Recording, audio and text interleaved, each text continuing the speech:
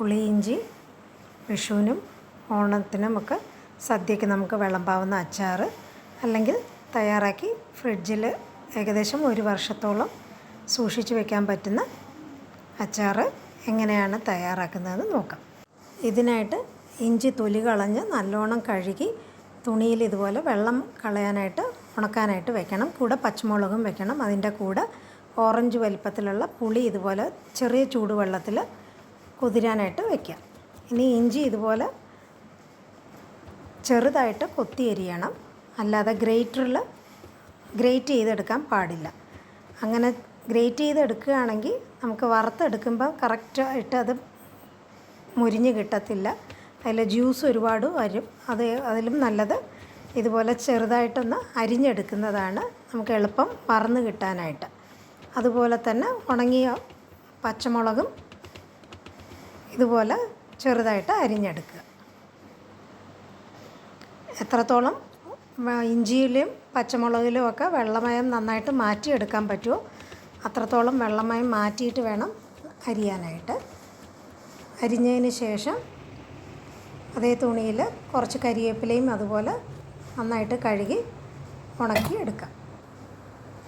ഇനി ആദ്യം ഇഞ്ചി വറുത്തെടുക്കാനായിട്ട് ഒരു 3 ടേബിൾ സ്പൂൺ വെളിച്ചെണ്ണയാണ് എടുത്തിരിക്കുന്നത്. നമ്മൾ അരിഞ്ഞു വെച്ചിരിക്കുന്ന ഇഞ്ചി ചീനച്ചട്ടിയിലേക്ക് മാറ്റാം. ഇത് അളവ് കാണിക്കാനായിട്ട് അളന്ന് നോക്കിയപ്പം കറക്റ്റായിട്ട് 4 കപ്പുണ്ട്. ഏകദേശം 3/4 കിലോ ഇഞ്ചിയാണ് എടുത്തിരുന്നത്. അതിതുപോലെ ഇടയ്ക്കിടയ്ക്ക് നല്ലോണം ഇളക്കി കൊടുത്ത് നല്ല ബ്രൗൺ കളർ ആവുന്നത് വരെ ഇതുപോലെ വറുത്തെടുക്കുക. ഈ വറുത്തെടുക്കുന്നതാണ് ഇഞ്ചിക്കറി തയ്യാറാക്കുന്നതിൽ ഏറ്റവും പണിയുള്ള ഒരു ജോലി എന്ന് പറയുന്നത്, ഇഞ്ചി അരിയുകയും വറുത്തെടുക്കുകയും ചെയ്യുന്നത്. അപ്പം അതിലുള്ള എണ്ണ ഊറ്റി നമുക്ക് ഇഞ്ചി പ്രത്യേകമായിട്ട് എടുത്ത് വെക്കാൻ ഇച്ചിരി പാടാവും. അതുകൊണ്ട് ഇതുപോലെ ഒരു അരിപ്പയിൽ ഇഞ്ചി ഇതുപോലെ മാറ്റിയെടുക്കുകയാണെങ്കിൽ എണ്ണ നമുക്ക് എളുപ്പം വേർതിരിച്ച് എടുക്കാനും പറ്റും. ഇത് ഇഞ്ചി തണുക്കാനായിട്ട് നമുക്ക് മാറ്റി വയ്ക്കാം. ഈ എണ്ണയിൽ ഒരു 2 ടേബിൾ സ്പൂണും കൂടെ വെളിച്ചെണ്ണ ചേർത്തിട്ടുണ്ട്. അതിൽ കടുകും ചുമന്ന മുളകും ഇട്ട് താളിക്കാനായിട്ട് വയ്ക്കാം. കടുക് നല്ലോണം പൊട്ടിയതിന് ശേഷം അരിഞ്ഞു വെച്ചിരിക്കുന്ന പച്ചമുളകും കരിവേപ്പിലയും ഇതിലേക്ക് ചേർക്കാം. പച്ചമുളകും കരിവേപ്പിലയും ചേർത്തതിന് ശേഷം അതിൽ ആ ഒച്ച അടങ്ങുന്നത് വരെ നല്ലോണം മൂപ്പിച്ചെടുക്കുക. ഇതിൽ വെള്ളമയം ഒട്ടും ഇല്ലാതിരിക്കുകയാണെങ്കിൽ ഏകദേശം ഒരു വർഷത്തോളം ഈ അച്ചാർ നമുക്ക് ഫ്രിഡ്ജിലും ഫ്രീസറിലുമായിട്ട് സൂക്ഷിച്ച് വയ്ക്കാനായിട്ട് പറ്റത്തുള്ളൂ.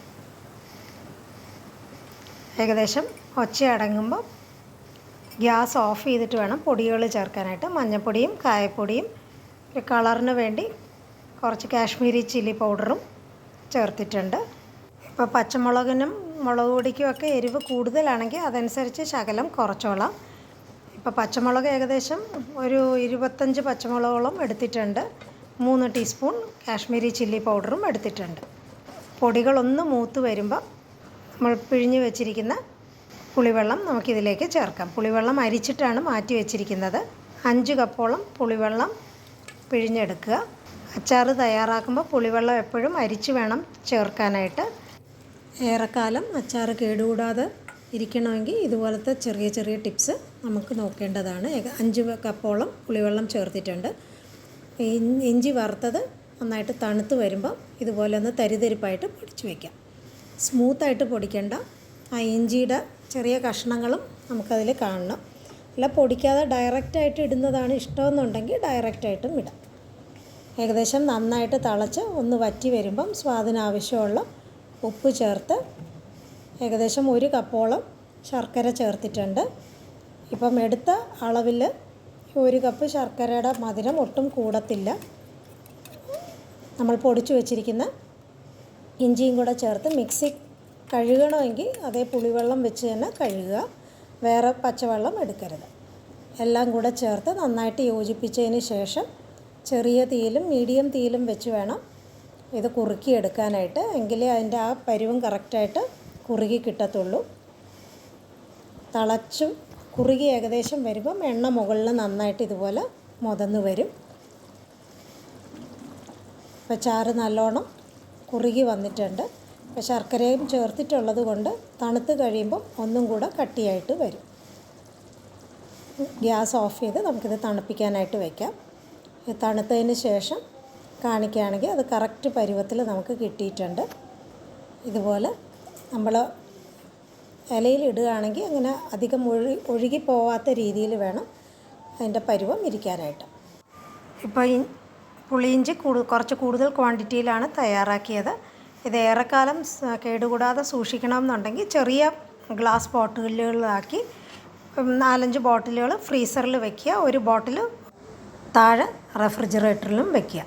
അത് തീരാറാകുമ്പോൾ മുകളിൽ നിന്ന് ഒരു ബോട്ടിൽ താഴോട്ട് മാറ്റി വയ്ക്കുകയാണെങ്കിൽ ആ രീതിയിൽ സൂക്ഷിക്കുകയാണെങ്കിൽ ഏകദേശം 1 വർഷത്തിൽ കൂടുതൽ ഈ ഇഞ്ചിക്കറി നമുക്ക് കേടുകൂടാതെ സൂക്ഷിക്കാൻ പറ്റും. ഈ രീതിയിൽ എല്ലാവരും ഒന്ന് തയ്യാറാക്കി നോക്കുക. വിഷു സദ്യക്കോ ഓണസദ്യക്കോ ഈ ഇഞ്ചിക്കറി നമുക്ക് വിളമ്പുകയും ചെയ്യാം.